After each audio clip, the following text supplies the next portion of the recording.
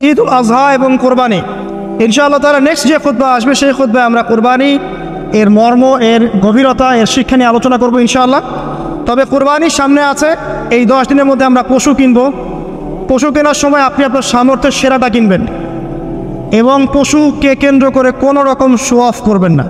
আমারটা 1,60,000, আমারটা 1,80,000, কত ভাই এত গলায় লটকিয়ে দেওয়া, এইসব কাজ করতে যাবেন না, ঠিক আছে? কিন্তু পশুকে আপনি মহব্বত করবেন, পশুকে নিজ হাতে খাওয়াবেন, পানি পান করাবেন, যাতে তার প্রতি আপনার মহব্বত সৃষ্টি হয় এবং এই মহব্বতের প্রাণীটাকে আপনাকে কুরবানি দিতে হবে। মনে রাখবেন, যিনি কুরবানি দিচ্ছেন তিনি যেন একজন ইব্রাহিম আলাইহিস সালাম, আর যাকে কুরবানি দেয়া হচ্ছে সে যেন একটা ইসমাইল আলাইহিস সালাম। সবচেয়ে প্রিয় বস্তুটাকে কুরবানি করতে হবে। এই জন্যে আপনি আপনার সামর্থ্যের সেরাটা কিনবেন। এখানে অনেক মাসালা আছে, আমি মাসালাগুলো দিতে যাচ্ছি না। অনেক বড় বড় আলেম ওলামা আছেন, তাদের শরণাপন্ন হয়ে আপনারা এগুলোর মাসালা নিয়ে নেবেন, ঠিক আছে? তবে আমি একটা বিষয় বলবো, খালি কুরবানিকে কেন্দ্র করে কোনো রকম রিয়া, অহংকার, লোক দেখানো কাজ করতে যান এবং পরিবেশ দূষণ হয় এমন কোনো কাজ করতে যান।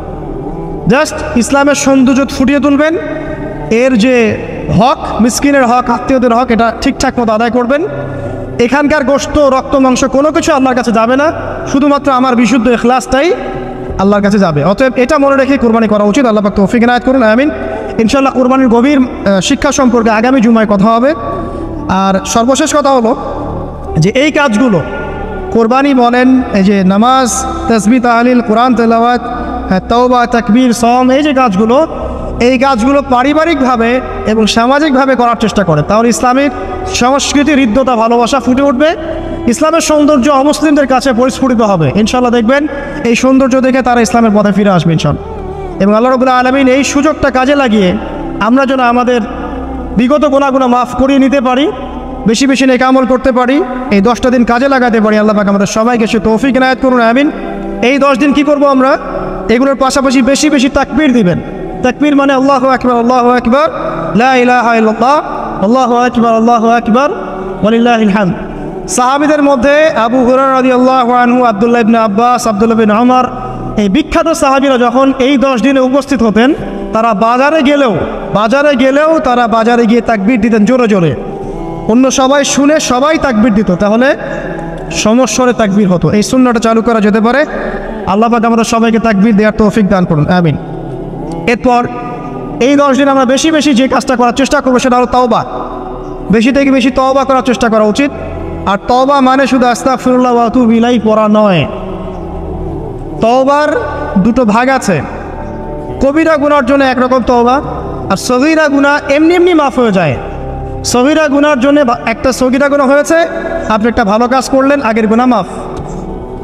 একটা গুনাহ হয়েছে, আপনি ওযু করলেন, চোখের হাতের সব গুনাহ মাফ। একটা গুনাহ হয়েছে, আপনি সদকা করলেন, গুনাহ মাফ। মানে গুনাহ মাফের অনেক সুযোগ আছে, কিন্তু কবিরা গুনাহ মাফের শর্ত আছে। শর্ত কি? 1 নাম্বার, পাক্কা নিয়াত করা যে আর কোনোদিন এই কাজটা করবো না ইনশাআল্লাহ। 2 নাম্বার, ইচ্ছা করে ওই পাপে আর লিপ্ত না হওয়া। এবং 3 নাম্বার, নিজে এই পাপের জন্য কান্নাকাটি করে অনুতপ্ত থাকা, তাহলে ইনশাআল্লাহ মাফ হয়ে যাবে। আরেকটা শর্ত আছে, যদি পাপটা অন্য কারোর সাথে সম্পৃক্ত হয়, যেমন ধরেন কারো টাকা মেরে দিয়েছেন, টাকা শোধ করেন নাই, যেটা আমাদের সমাজের ট্রেডিশন হয়ে গেছে এখন। জমি মেরে দিয়েছেন, শোধ করছেন না, মান সম্মানে হানি করছেন, মিথ্যা অপবাদ দিচ্ছেন, হ্যাঁ, এক কথায় মানুষের সাথে সম্পৃক্ত মানুষের ক্ষতি করেছেন আপনি, তখন কি করতে হবে? তখন ওই মানুষের কাছে গিয়ে ক্ষমা নিতে হবে। খুব ডিফিকাল্ট, এবং এটার জন্য একটা বড় মনের দরকার আছে, মনের স্বচ্ছতার দরকার আছে। ভাই, আমি তোমার টাকা ধার নিয়েছিলাম, দেই নাই, এই নাও টাকা, শোধ করে দিলাম। ভাই, আমি তোমাকে ভালো মন্দ বলেছিলাম, তোমার গীবত করেছি, আল্লাহ তোমাকে মাফ করে দেয়, তুমি আমাকে মাফ করে দাও।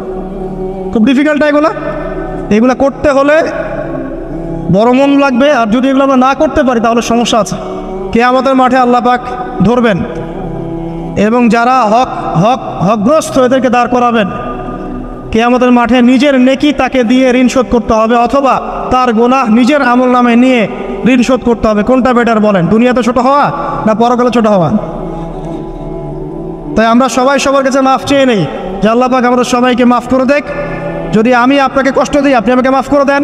যদি আপনি আমাকে কষ্ট দিয়ে থাকেন, আমি আপনাকে মাফ করে দিলাম। এই বিষয়ে চলে আসেন। আল্লাহ পাক তৌফিক দান করুন, আমিন। আর একটা তওবা করব, আস্তাগফিরুল্লাহাল্লাযী লা ইলাহা ইল্লা হুয়াল হাইয়ুল কাইয়্যুম ওয়া আতুবু ইলাইহি, দিনে 70 বার বা 100 বার, দিনে 70 বার বা 100 বার। যদি না পারেন অ্যাটলিস্ট এতটুকু বলবেন আস্তাগফিরুল্লাহ ওয়া আতুবু ইলাইহি, আস্তাগফিরুল্লাহ ওয়া আতুবু ইলাইহি 70 বার বা 100 বার। এরপরে আসেন, এই 10 দিনের অন্যতম একটা আমল হতে পারে সওম রাখা। যদি পারি এই 10টা দিন সওম রাখবো, যারা পারছি না মিনিমাম 3টা 4টা 5টা অ্যাটলিস্ট রাখবো। আর যারা সেটাও পারছি না, কমপক্ষে আরাফার দিনের সিয়ামটা যেন মিস না যায়, ঠিক আছে?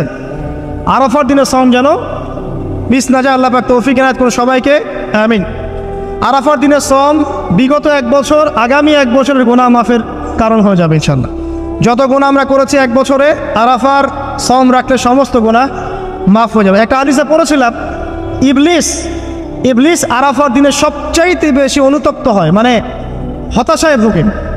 একটু আগে বললাম না, ইবলিস আমাদের প্রতিবন্ধকতা, সে সবচেয়ে বেশি হতাশায় ভোগে আরাফার দিনে। আরাফার দিনে আল্লাহ পাক কাছাকাছি চলে আসেন, রহমত নাজিল হতে থাকে, সেটা দেখতে পারে। এবং আরাফার দিনে আল্লাহ পাক যত মানুষকে মাফ করে দেন এবং জাহান্নাম থেকে মুক্তি দেন, তা অন্য কোনো দিনে করেন না। অগণিত অসংখ্য মানুষকে আল্লাহ পাক আরাফার দিনে মাফ করে দেবেন ইনশাআল্লাহ। অতএব এই দিন সওম রাখতে হবে। কারা সওম রাখবে? যারা হজ করছে না তারা রাখবেন, মানে আমরা যারা হজ করতে যেতে পারিনি এবার, তারা রাখবো ইনশাআল্লাহ তাআলা। এছাড়া বেশি বেশি সওম রাখার চেষ্টা করা উচিত এই 10 দিন। ফজিলত একটা হাদিস একটু আগে বলেছি, একটা সওম আপনার কি হবে?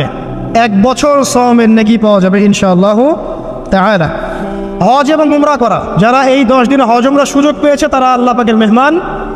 আমরা দোয়া করবো আল্লাহ পাক তাদের সবাইকে সুস্থতার সাথে হজ করা তৌফিক দান করুন, এবং আমাদেরকেও জীবনে অন্তত একটাবার হলেও মাকবুল হজ করা তৌফিক আল্লাহ পাক দান করুন, আমিন। এবং একটা হাদিস এসেছে, যে ব্যক্তি বিশুদ্ধভাবে হজ করতে পারে, মাকবুল হজ, মাবরুর হজ, সেই ব্যক্তি ওই দিনের মতো নিষ্পাপ হয়ে যাবে যেদিন তার মা তাকে প্রসব করেছিল।